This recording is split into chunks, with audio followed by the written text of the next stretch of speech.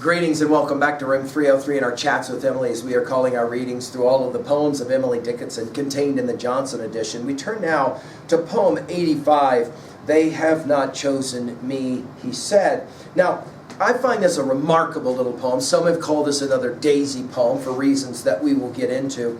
We have another poem where Emily will demonstrate her understanding of biblical text and her willingness to play with biblical text, and we're going to see it here. For example, she misquotes and she refers wrongly to one thing from the passage of John 15, and we'll have something to say about that. Now, our assumption is that you've been following our stuff at LearnStrong.net down that left-hand side, Chats with Emily, our playlist, and I'm hopeful you've been able to expose yourself in your study to the introductory set of comments as well as the preceding 84 poems. We just finished with Her Breast is Fit for Pearls. Now, the John 15 passage is crucial. If you're going to read this in the New Testament, Christ in John 15, that famous passage, will say in verse 16, quote, "You have not chose me, but I have chosen you." You'll remember that this is in the Monday or the Holy Thursday, where the washing of the feet and ultimately the Last Supper is about to happen before, of course, the crucifixion itself. Now, I think this poem has a lot to do with issues of inclusion and feeling that maybe someone has not accepted Emily in the way that she wishes that they could. There's a lot of debate about this lack of support idea. Who is it? Could it be Sue and Austin, the Evergreens group, as it was referred to, as we've talked about elsewhere? Could it have been Sam Boyles, who once called Emily the Queen Recluse to her brother? It could have been the pal of Sue, Kate Atherton, who as well, she could be talking about feeling rejected in some way. This is how she says it. "They have not chosen me," he said, "but I have chosen them."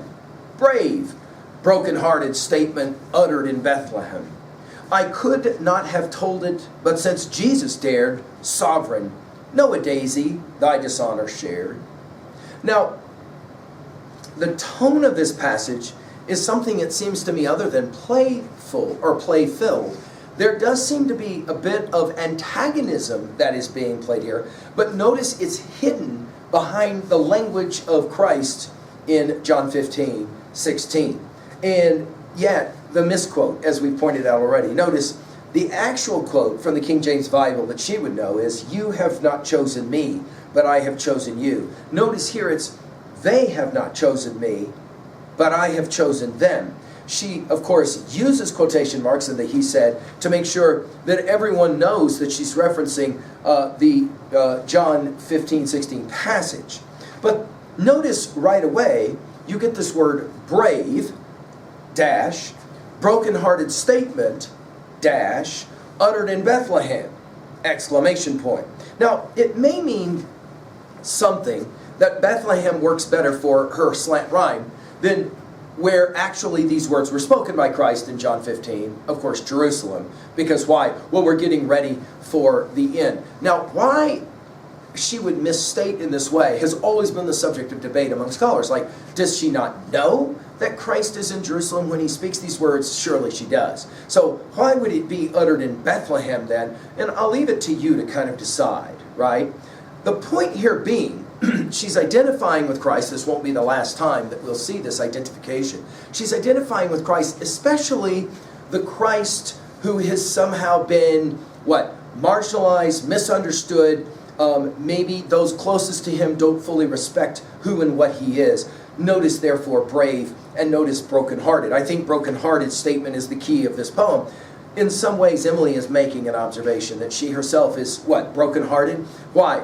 Because she starts next with the pronoun I. I could not have told it. In other words, I wouldn't have the guts to say this, but since Christ dared, and of course that's a powerful word, notice even italicized, sovereign after the dash, sovereign exclamation point, and then to make this poem the daisy poem that is often referred to as, "Know a daisy thy dishonor shared." Now, the word daisy will come back for us in poems 106, 124, and 481. I'll let you run those to ground. They're significant.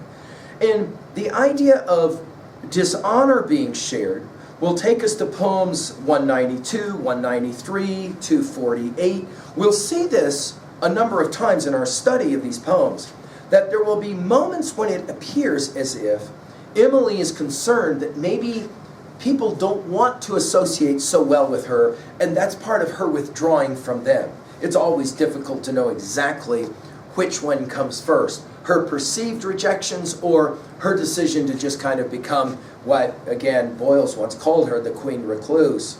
At 2A for messages, I think here that the thing for sure we can say, and I think this works well with the John 15 passages, that rejection is always hard, especially for artists, I think, who are seeking that willingness to be accepted. At 2B, well, again, that's interesting that we got the daisy versus the rose. Emily often will identify herself with the rose, and yet here it notices the daisy. And then obviously the reference to the John 15:16 passage, but again, she misquotes it, and then she'll provide us with the wrong actual site. Why did she do this? I think I'll leave it up to you to try and think through it. At 3A, do you guys remember when we did Dante's Divine Commedia? You'll remember that Dante the Pilgrim will show up in limbo, and he's really hopeful that the great poets will accept him, and he will be a part of their company. I think that Dante understood what Emily is getting at. And then I also think about Milton's Sonnet 7. You'll remember How Soon Hath Time. We've given full lectures, by the way, on Dante's Divine Commedia as well as Sonnet 7 of Milton. You'll remember in that poem that Milton's suggesting that here I am, 23 years old, and I still have not done anything worthy of acceptance by those that matter to me. I think that sentiment is clear here as well. Finally, at 3B, what was a time, just try and own a poem like this, what was a time when you felt very similar to what Emily is suggesting here, of maybe not feeling totally accepted, totally included, and to what degree were you able to move beyond or through those emotions? Thank you.